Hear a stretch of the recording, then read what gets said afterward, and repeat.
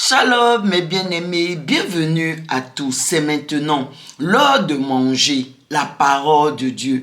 Et la parole de Dieu que je vous propose qu'on puisse manger ensemble en ce jour, c'est celle de Romains 13, le verset 8. Et je l'ai intitulée animé de l'amour. Lisons maintenant ensemble cette parole de Romains 13, le verset 8. Et nous allons d'abord la lire dans la version Louis II. Ne devez rien à personne, si ce n'est de vous aimer les uns les autres. Car celui qui aime les autres a accompli la loi. Lisons également la version parole de vie, que je trouve plus explicite. Et dans cette version, c'est marqué « N'ayez aucune dette envers personne, sauf la dette de l'amour que vous devez avoir entre vous. Celui qui aime les autres obéit parfaitement à la loi. » Amen. As-tu des dettes vis-à-vis des autres? Ce verset 8 de Romains 13 que nous venons de lire dans la version parole de vie présente le fait de nous aimer les uns les autres comme une dette, la dette de l'amour. Et véritablement, il nous exhorte à avoir dans nos vies une seule dette, cette dette de l'amour. Donc, en résumé, mes bien-aimés, ce verset que nous venons de lire, il résume en réalité tout ce que Dieu nous demande, ce que Dieu attend de nous, à une seule chose, l'amour, nous aimer les uns les autres. Parce qu'il nous dit que c'est lorsque nous allons nous aimer les uns les autres, qu'en ce moment-là, nous allons accomplir. Et même il ajoute parfaitement la loi. Souvenez-vous, dans l'ancienne alliance, le peuple d'Israël avait les 10 commandements qu'il devait respecter. Mais en plus des 10 commandements, il y avait toutes les instructions qui accompagnaient cela. Et donc, ce que Romain est en train de nous dire ici, Romains 13, le verset 8, c'est que le fait d'aimer, de nous aimer les uns les autres, ça revient en fait à accomplir à obéir à tous ces 10 commandements et toutes les instructions qui sont avec cela.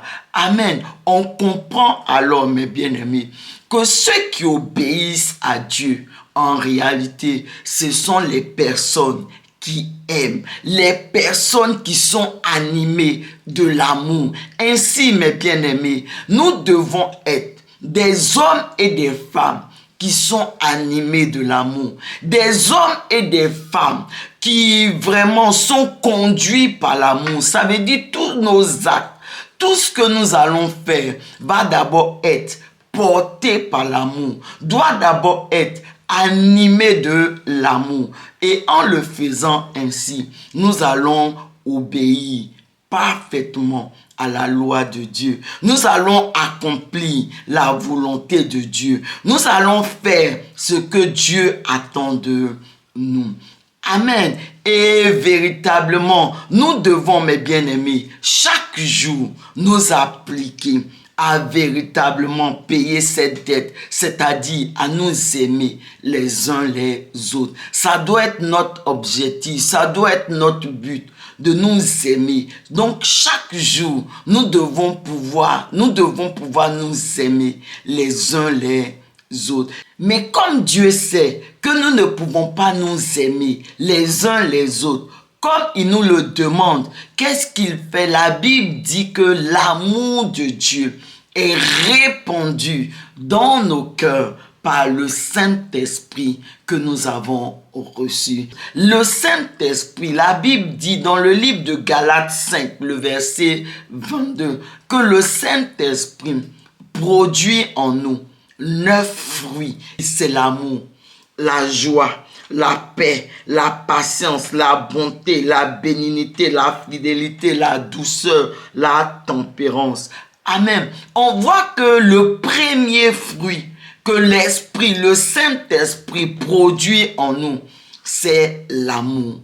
L'amour est la base. C'est le premier fruit que l'Esprit, le Saint-Esprit produit en nous. Parce que, mes bien-aimés, lorsque il y a l'amour, c'est en ce moment-là que les autres fruits, à savoir la joie, la paix, la patience, la bonté, vont maintenant arriver. Parce que là où il y a l'amour, mes bien-aimés, il y a la fidélité. Là où il y a l'amour, il y a aussi la patience. Là, véritablement, c'est lorsque l'amour est installé que véritablement les autres fruits vont apparaître. Les autres fruits vont venir se greffer. Sans amour, il n'y a pas de fidélité. Sans amour, il n'y a pas de patience. Il n'y a pas de bonté. Il n'y a pas de tempérance. Il n'y a pas toutes ces choses. Donc, on comprend alors que la base de toute chose, c'est l'amour.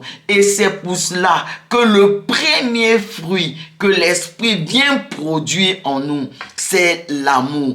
Et cet amour-là, il le répand dans nos cœurs. Mais pour que cet amour qui est répandu dans nos cœurs, pour que l'amour que l'Esprit vient produire en nous, puisse se manifester. La Bible dit que le Dieu que nous servons, il est amour. Mais bien aimé, au fur et à mesure, il faut que nous puissions le contempler. Parce que au fur et à mesure que nous nous approchons de Dieu, ce Dieu qui est amour, nous nous approchons de lui et nous le contemplons par la lecture, la méditation de sa parole, par l'adoration, par les prières, au fur et à mesure, cet amour qui était répandu dans nos cœurs, il se manifeste au travers de nous. Ça veut dire que nous commençons, nous devenons, nous arrivons à aimer véritablement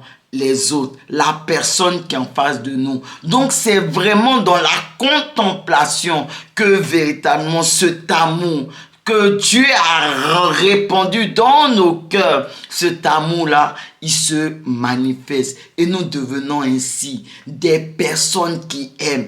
Ainsi, nous allons pouvoir chaque jour payer notre dette. Ça veut dire aimer les autres, aimer notre prochain, nous aimer les uns les autres, comme Dieu lui-même nous le demande. Et en agissant ainsi, nous allons accomplir parfaitement la volonté de Dieu. Nous allons accomplir parfaitement ce que Dieu attend de nous, ce que Dieu nous demande. Élevons la voix ensemble et prions. Merci Seigneur, véritablement, pour ton amour que tu répands dans nos cœurs. Et alors que je te prie, au nom de Jésus, Seigneur Jésus, je te prie, aide-moi à être cette femme qui est animée de ton amour. Seigneur, pour cela, Seigneur, aide-moi chaque jour, Seigneur, à te contempler, Seigneur, à travers la lecture de ta parole, la méditation, à travers l'adoration, à travers les prières, que je puisse te contempler et qu'ainsi ton amour soit manifeste au travers de ma vie, de sorte que véritablement, animé d'amour, conduit par l'amour, je puisse payer ma dette, c'est-à-dire aimer les autres, Seigneur, comme tu me le demandes, pour la seule et unique gloire de ton nom. Merci, Seigneur. Amen.